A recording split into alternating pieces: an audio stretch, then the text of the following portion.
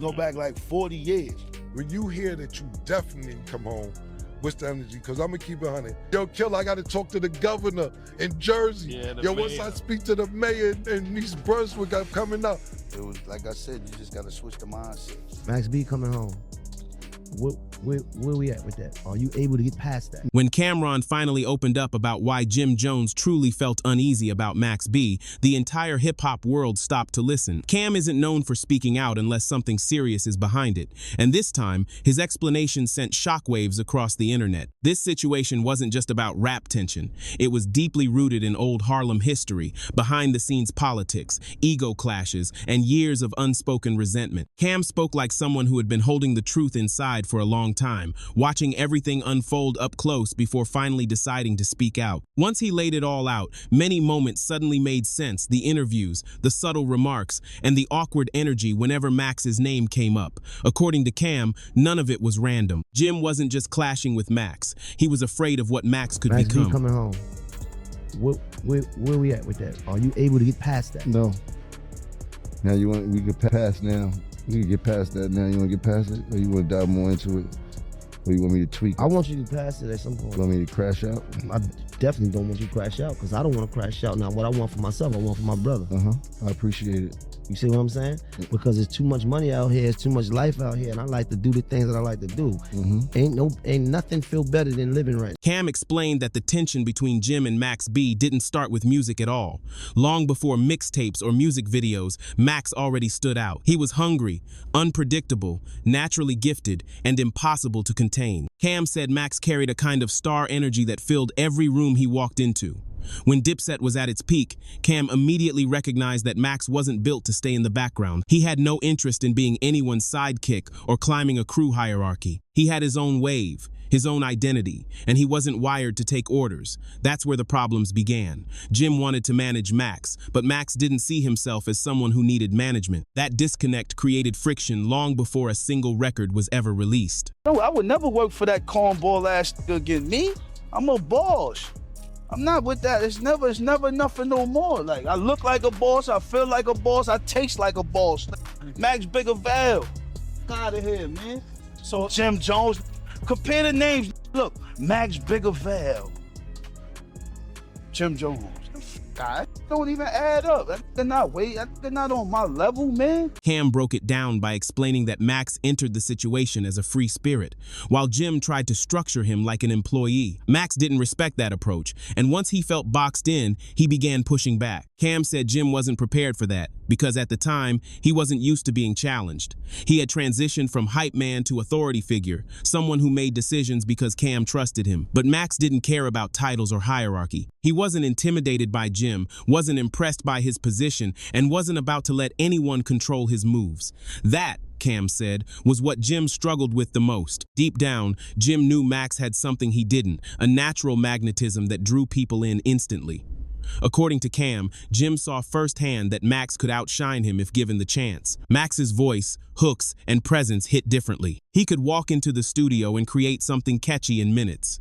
Jim couldn't compete with that, and Cam said Jim knew it. That's when things shifted from friendship to insecurity, from partnership to quiet tension. Cam made it clear the fear wasn't physical. It was career fear, spotlight fear, replacement fear. The fear of watching someone you helped bring in grow bigger than you. And Cam said that wasn't even the deepest part of the story. A few things that I'm saying, but you don't know the slander, like when you got locked up, you don't know the slander that I get. Cam, how the you let it go this way? From the same, like, what the how to go, da-da-da. I'm like, yo, I ain't see the, yo, I ain't see this nigga be playing niggas nigga in and out of jail all the time, man. I ain't see this shit was gonna happen. Niggas be ready to take my head off about this shit. And you ain't a prophet. Yeah. They want you to be about prophet. Yeah, listen, man.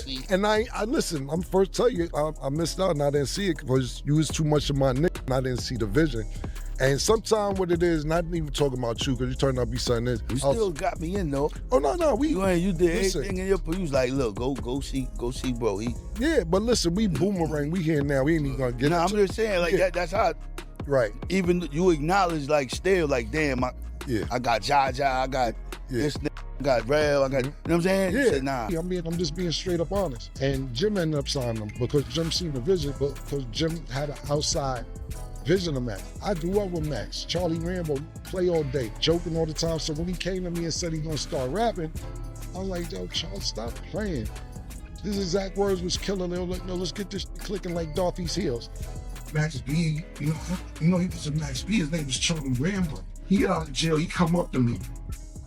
This is word for word. So I'm like, Charlie, what up? When you guys say, yo, Flea, I just came my own. I say, you always just come. He said, yo, Flea, you know how to rap now. Let's get this clicking like Dorothy's heels. According to Cam, what truly caused things to explode was money. Once Max realized how much revenue he was helping generate compared to what he was actually receiving, tension escalated quickly. Max understood his value. He knew his hooks were carrying records. He saw crowds showing up because of him. He noticed labels paying attention because of the wave he created.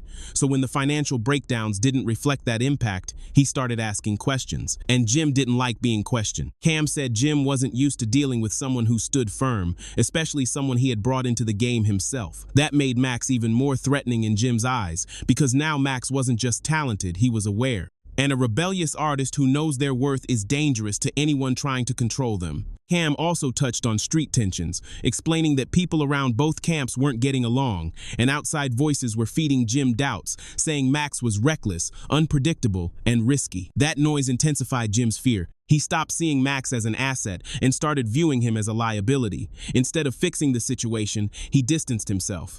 Cam said that's where everything truly shifted. The bond cracked, the trust broke, and once Max felt that energy change, he began pulling away and speaking out publicly. That embarrassed Jim even more, because now Max wasn't just a problem behind closed doors, he was a problem in front of the world. According to Cam, that's when Jim's fear became permanent. It stopped being about beef and became about what Max represented, the star he couldn't stop, the wave he couldn't ride, and the artist he couldn't control. Cam went on to say that Jim's fear wasn't just tied to music, attention, or money, it was about legacy. JimJones always wanted to be recognized as the backbone of Dipset, the hustler, the grinder, the one who earned everything through hard work, and he did. Nobody can take that from him. But when MaxB came into the picture, he had a natural spark Jim couldn't recreate. Max didn't need strategy, marketing, or a blueprint. He could walk into the studio, hum a melody, drop a hook, and suddenly everything came alive. Cam said Jim could feel his position slipping because in hip-hop, attention equals power, and Max was pulling attention effortlessly. Cam also explained how Max's personality made things worse. Max was bold, loud, and fearless. He wasn't intimidated by executives, street figures, or other artists. If he felt disrespected, he spoke on it publicly. He didn't care about politics or consequences. That unpredictability made Jim nervous because Jim always moved strategically, thinking several steps ahead.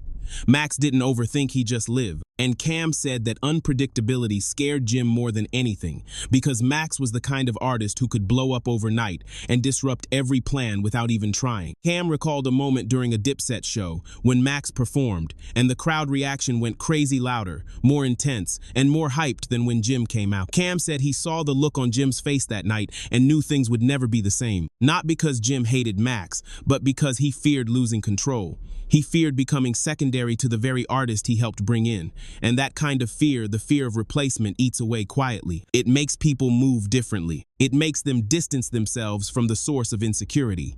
It makes them defensive, emotional, and territorial. Cam said Jim started publicly downplaying Max, calling him unreliable, wild, and hard to work with, but that was just cover for the real issue.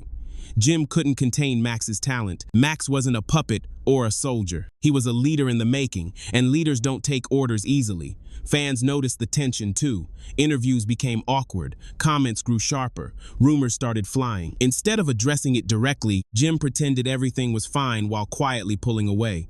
But the real breaking point came when Max decided he didn't need Jim anymore and tried branching out on his own.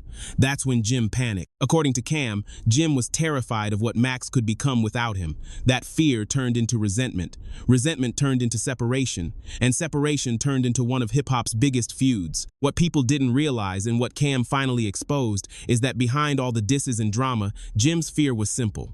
MaxB was everything Jim wished he could be artistically.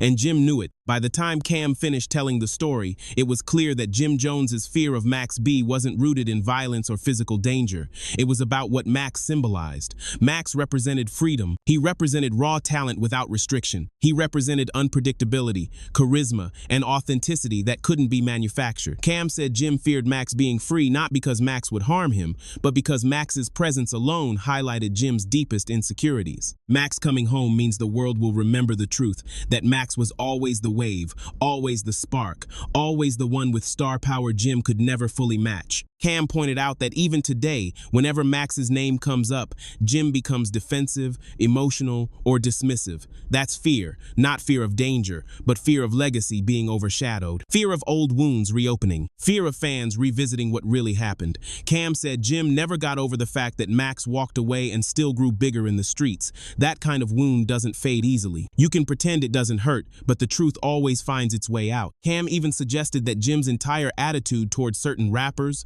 crews, and situations shifted after Max went away. It was like Jim finally felt secure. Again, no threat to his position. No artist who could outperform him naturally. No one who could steal his shine effortlessly. But according to Cam, Jim always knew Max's return would bring those insecurities rushing back. That's why even now, any mention of Max makes Jim uncomfortable, because Max being back outside means the spotlight shifts again. Cam said he didn't tell this story to embarrass Jim. He told it because fans have been asking for years what really happened, and he's tired of people framing Max as the reckless one, the one who ruined the relationship, the one who messed up opportunities. Cam said the truth is deeper. Jim was intimidated by Max's gift. He didn't know how to manage someone he couldn't overshadow, and instead of embracing Max as a partner, he tried turning him into a subordinate, and Max was never built to play second. That fear created years of tension, arguments, interviews, sneak disses, and twisted narratives. Even now, the energy hasn't fully healed. Fans still pick sides. The culture still debates who was right and who was wrong. But after hearing Cam break it down, it becomes clear the real issue was never beef. It was insecurity. MaxB is a once-in-a-generation talent. Jim Jones is a hard-working legend, but their paths were never meant to exist side by side without conflict. Cam exposed the truth in a way only he could, calm, honest, and unfiltered. And once he said it out loud, the entire situation finally made sense.